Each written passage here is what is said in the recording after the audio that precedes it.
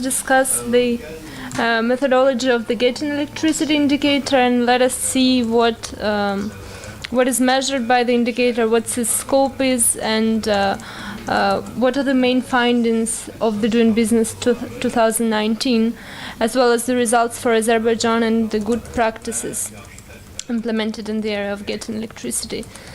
So the access to electricity is considered one of the major obstacles to businesses, and infrastructure generally, including electricity infrastructure, may be seen as one of the most important pillars of competitiveness of the economies. And according to the World Bank Enterprise Survey, the lack of access to electricity and unreliable power supply is considered the 5th biggest obstacle faced by firms globally. And the obstacles vary in terms of their nature, but they all undermine the development, the obstacles to sound and efficient electricity access. And so, for example, the greater time and cost are associated with lower electrification rates, and eliminating electricity outages could increase the GDP according to some recent studies. Another important point is affordability of electricity tariffs, as inaffordable tariffs may hinder business activities around the world. And yet another important point is safety of wiring regulation, because the faulty wiring may cause direct harm or indirect injury due to fires or explosions.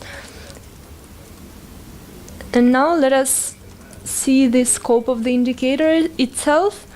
It measures the efficiency of the connection process, first of all, starting from the generation on out to transmission and distribution of the electricity to the customer. And another component is the reliability of supply and transparency of tariffs index. These two are included in the scores. In addition to that, the indicator measures electricity tariffs and safety of connection. The two latter ones are excluded from the rankings. So the main 4 components of the indicator are, again, the procedures, number of interactions, it is the time measured in calendar days, the cost measured in percentage of income per capita, and reliability of supply and transparency of tariff index.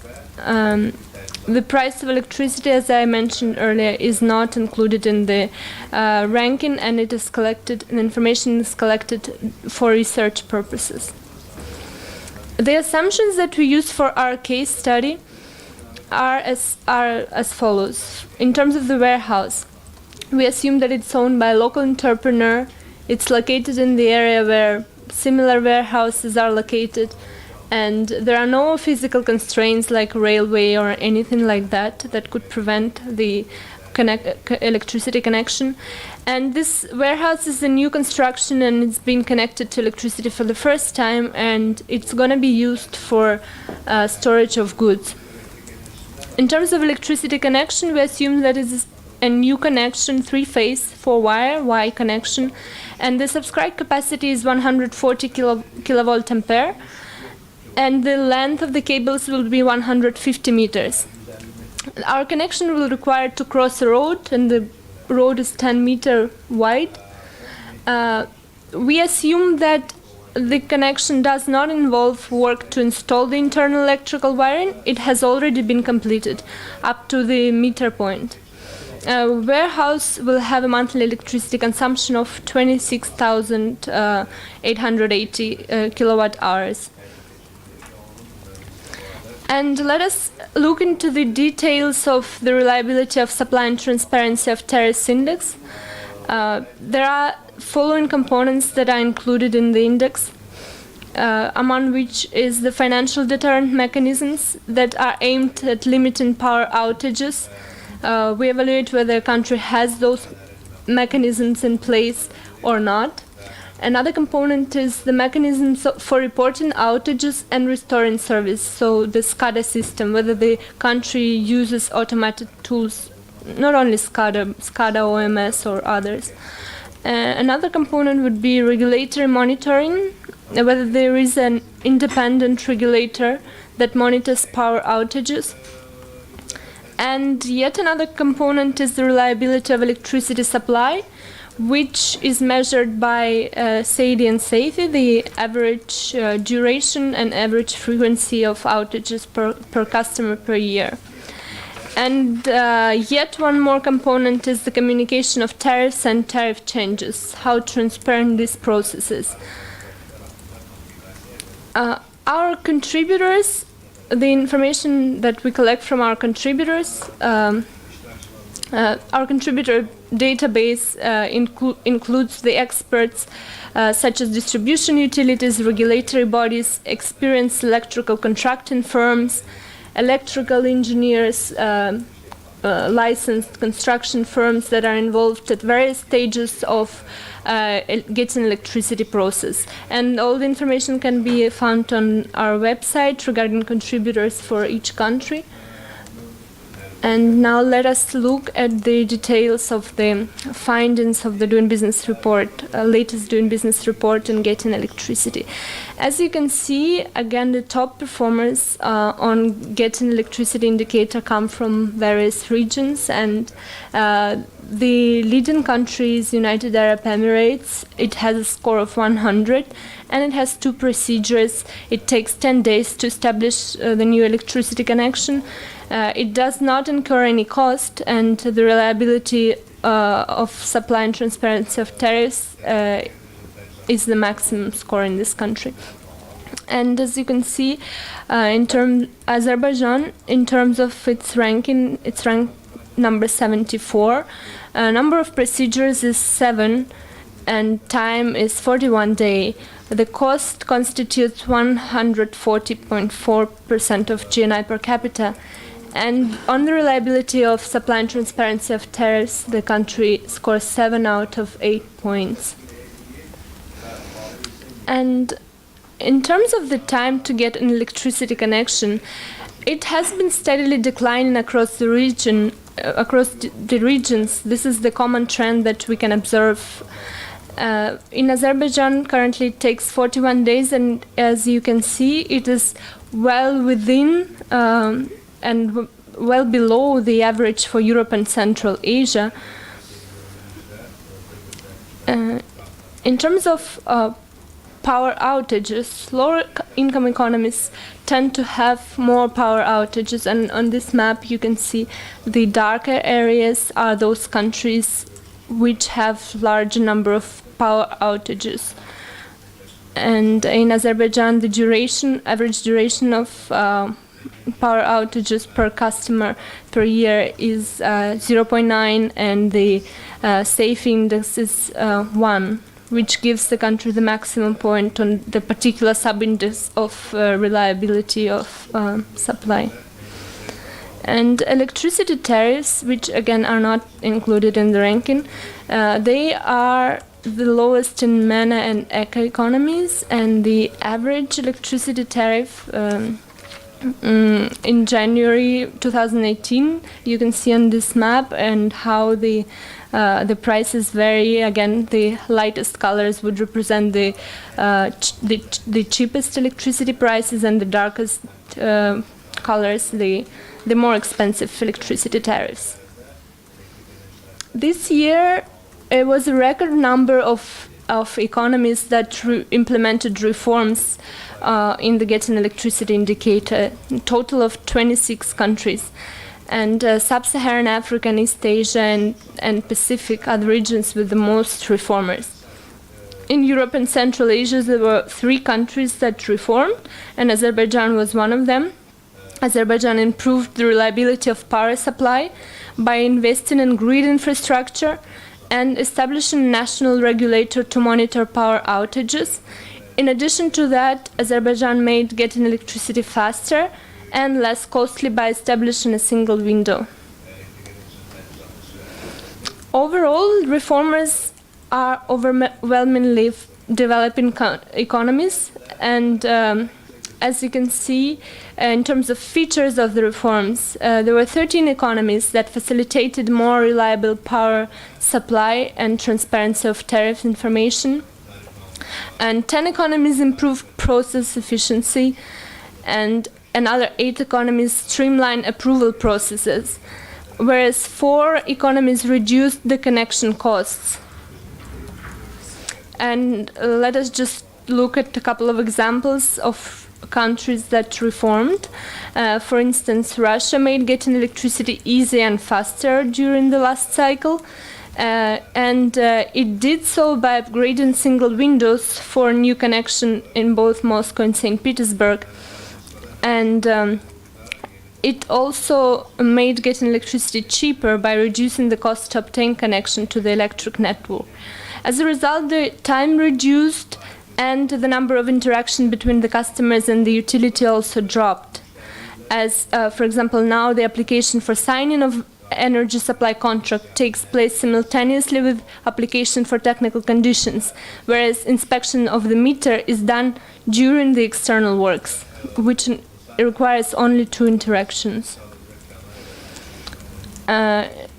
Another example would be France, which also made getting electricity easier and faster, and it did so by undergoing a digital and organizational modernization at the utility, which focused on streamlining the application process and reducing the time to obtain external works. And now the data is processed through the unified data architecture, which helped to reduce the time from 20 to 14 days. And another time reduction was associated with simplification of external connection work. In addition to that, France managed to remove the external site inspection that was necessary for technical conditions before. And a last example that we'll consider is China. It was also one of the biggest reformers on the getting electricity indicator. And in China, we saw the utilities in both Shanghai and Beijing undertook several initiatives that reduced the time and number of steps required to obtain new connections. And all connection costs for commercial buildings with a subscribed capacity of 160 kVA and below were waived. And now let us look at the results for Azerbaijan. In terms of time, it currently requires 41 days to get electricity connection, and it involves 7 steps. The cost constitutes 140.4% of GNI per capita, and the reliability of supply and transparency of tariffs is 7 out of 8 points. In terms of the reform, let us look in more details on the reform. The country made getting electricity cheaper and faster in 2017-2018 due to improved reliability of power supply. The country invested in grid infrastructure and established national regulator to monitor power outages. This increased the score on reliability of supply and transparency of tariffs index by 2 points, from 5 to 7. Due to reduced SAIDI and SAFE values and regulatory monitoring, these 2 points were gained.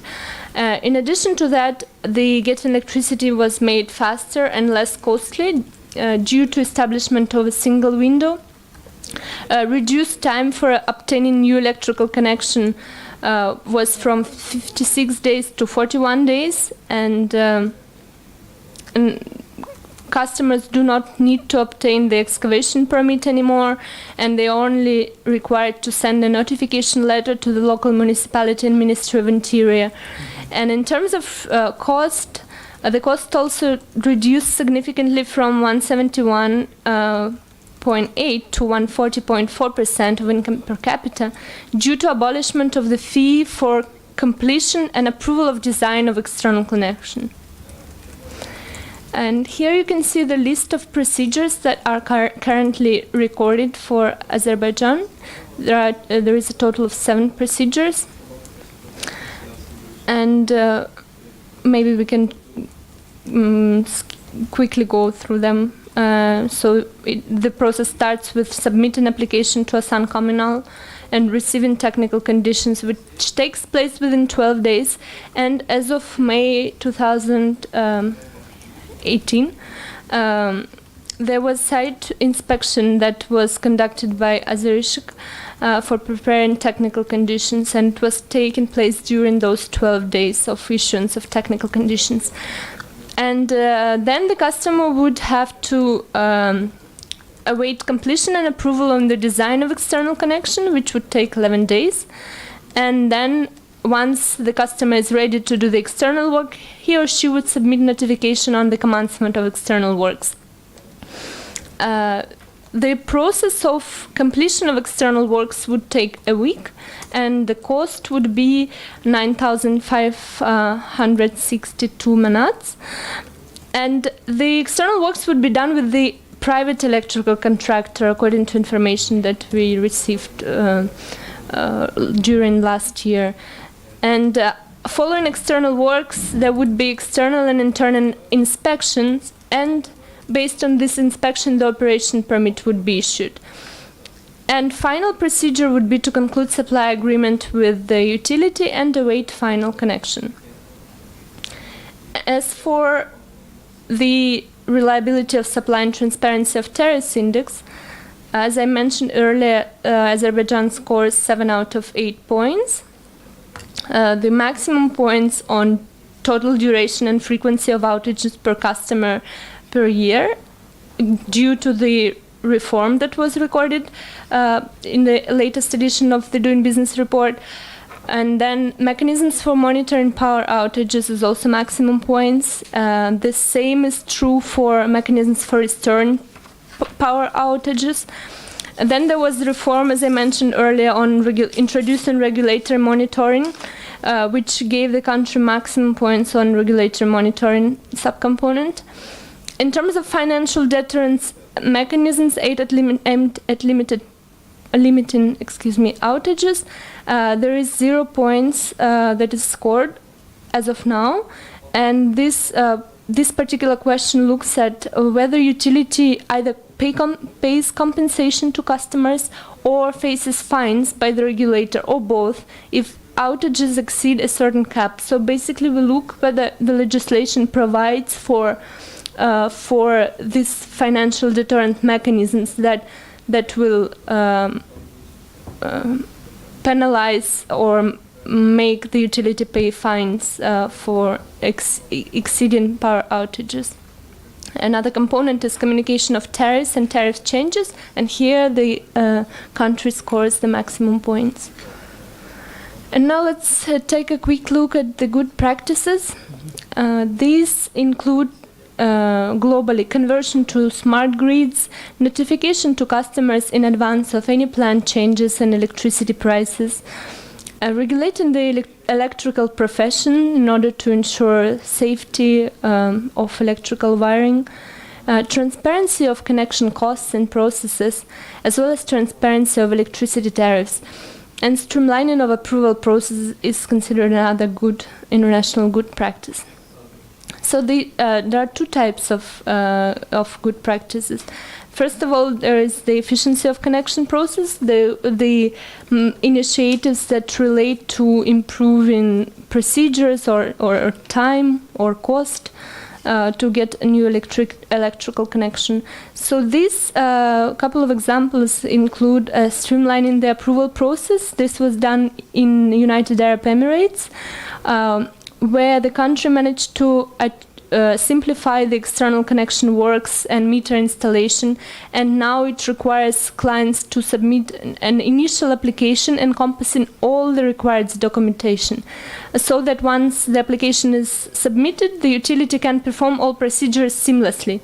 And in addition to that, internal wiring check is now done at the initial application stage, allowing the utility to perform the check while it also installs the meter. Another example would be related to excavation permit, where utility obtains the excavation permit or right of way on behalf of the client without any involvement of the client. And basically, when the utility is responsible for obtaining all the required clearances, this is considered an international good practice. Another one is lessening the burden of the connection fee. A good example would be Georgia, where the utility approved a fixed fee for new commercial connections with a subscribed capacity of 140 kVA, and it covers all the external works and materials required regardless of the complexity of the connection. Yet a few initiatives that relate to how countries improve efficiency of connection process involve application of GIS system, and Algeria would be a good example for that. The country introduced a GIS system which eliminated the need for a site visit to provide the technical conditions. Another initiative is lessening the burden of security deposits. In some countries there's a security deposit that is held by the utility as a guarantee, and it is considered a good practice to reduce the burden of such deposit by either allowing the deposits to be settled by bank guarantee or bond, or also returning the deposit with a percentage to the customer, so that the value of money lost would be minimized.